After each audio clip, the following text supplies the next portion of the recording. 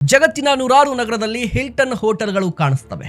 ಅಂದ್ರೆ ಈ ಹೋಟೆಲ್ಗಳು ಎಲ್ಲವೂ ಕೂಡ ಹಿಲ್ಟನ್ ಕಂಪನಿ ಸ್ವಂತದ್ದ ಅಲ್ಲ. ಇದೇ ಹಿಲ್ಟನ್ ಕಂಪನಿ ಬಿಸ್ನೆಸ್ನ ಸೀಕ್ರೆಟ್. ಒಂದು ಲಕ್ಸುರಿ ಹೋಟೆಲ್ ನಿರ್ಮಿಸಬೇಕಾದ್ರೆ ಭೂಮಿ, ಕಟ್ಟಡ, ಇಂಟೀರಿಯಲ್ಸ್, ಫರ್ನಿಚರ್ಸ್, ಸಿಬ್ಬಂದಿ ಎಲ್ಲಾ ಸೇರಿ ನೂರಾರು ಕೋಟಿ ರೂಪಾಯಿ ಹೂಡಿಕೆ ಬೇಕಾಗುತ್ತೆ. ಹೀಗಿದ್ರೂ ಕೂಡ ಪ್ರತಿ ನಗರದಲ್ಲೂ ಹಿಲ್ಟನ್ ಇಷ್ಟು ದೊಡ್ಡ ಹೂಡಿಕೆ ಯಾಕೆ ಮಾಡಬೇಕು?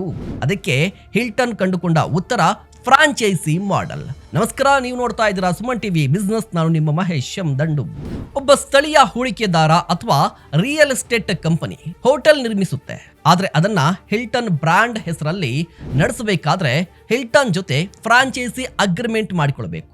ಆಗ ಹಿಲ್ಟನ್ ತನ್ನ ಬ್ರ್ಯಾಂಡ್, ಜಾಗತಿಕ ಬುಕಿಂಗ್ ಸಿಸ್ಟಮ್, ಸಿಬ್ಬಂದಿಗೆ training, quality standard, technology, marketing support ಮತ್ತು ಮುಖ್ಯವಾಗಿ ಜಗತ್ತಿನಾದ್ಯಂತ ಈಗಾಗಲೇ ಗಳಿಸಿರುವ ಕಸ್ಟಮರ್ ಟ್ರಸ್ಟ್ ನೀಡುತ್ತೆ.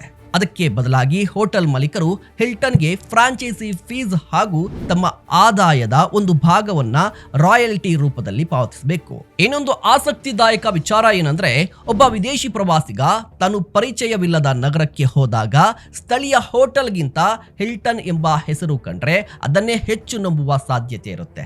ಅಂದ್ರೆ ಗ್ರಾಹಕ ಕಟ್ಟಡವನ್ನ ಖರೀದಿಸ್ತಾ ಇಲ್ಲ, ಅವರು ಬ್ರ್ಯಾಂಡ್ ಮೇಲಿನ ವಿಶ್ವಾಸವನ್ನ ಖರೀದಿ ಮಾಡ್ತಿದ್ದಾರೆ. ಇನ್ನೊಂದು ಹಿಡನ್ ಅಡ್ವಾಂಟೇಜ್ ಏನಂದ್ರೆ, ಹಿಲ್ಟನ್ ಹಾನರ್ ಈ ಲಾಯಲ್ಟಿ ಪ್ರೋಗ್ರಾಂ ಮೂಲಕ ಒಂದು ದೇಶದಲ್ಲಿ ಹಿಲ್ಟನ್ ನಲ್ಲಿ ತಂಗಿದ ಗ್ರಾಹಕರು ಮತ್ತೊಂದು ದೇಶಕ್ಕೂ ಹೋದಾಗ ಮತ್ತೆ ಹಿಲ್ಟನ್ ಹೋಟೆಲ್ ಅನ್ನೇ ಆಯ್ಕೆ ಮಾಡುವ ಸಾಧ್ಯತೆ ಹೆಚ್ಚಾಗಿರುತ್ತೆ.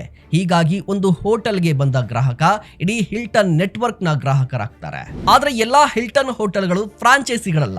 ಕೆಲವು ಹೋಟೆಲ್ಗಳನ್ನ ಹಿಲ್ಟನ್ ನೇರವಾಗಿ ಮ್ಯಾನೇಜ್ ಮಾಡುತ್ತೆ. ಇನ್ನು ಕೆಲವು ಆಸ್ತಿಗಳಲ್ಲಿ ಕಂಪನಿ ಓನರ್ಶಿಪ್ ಇರುತ್ತೆ. ಅಂದ್ರೆ ಕಂಪನಿ ಒಂದೇ ಮಾದರಿಯ ಮೇಲೆ ಅವಲಂಬಿತವಾಗಿಲ್ಲ. Franchise plus management plus ownership ಎಂಬ 3 ಬಿಸ್ನೆಸ್ ಮಾಡೆಲ್ಸ್ ಅನ್ನ ಸಮತೋಲನದಿಂದ ಬಳಸ್ತಾ ಇದೆ.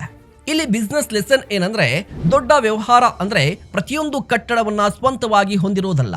ಒಂದು ಬಲವಾದ ಬ್ರ್ಯಾಂಡ್, ಸಿಸ್ಟಮ್ ಮತ್ತು ಟ್ರಸ್ಟ್ ಅನ್ನ ನಿರ್ಮಿಸಿ ಆಗ ಇತರ ಹೂಡಿಕೆದಾರರಿಂದಲೂ ಕೂಡ ದೊಡ್ಡ ಸಾಮ್ರಾಜ್ಯ ಕಟ್ಟಬಹುದು. ನೀವೇನ್ ಹೇಳ್ತೀರಾ? ದಯವಿಟ್ಟು ಕಮೆಂಟ್ ಮಾಡಿ. ಇಂತಹ ಮತ್ತಷ್ಟು ಕಂಟೆಂಟ್ಗಾಗಿ ನೋಡ್ತಾ ಇರಿ ಸುಮನ್ ಟಿವಿ ಬಿಸ್ನೆಸ್.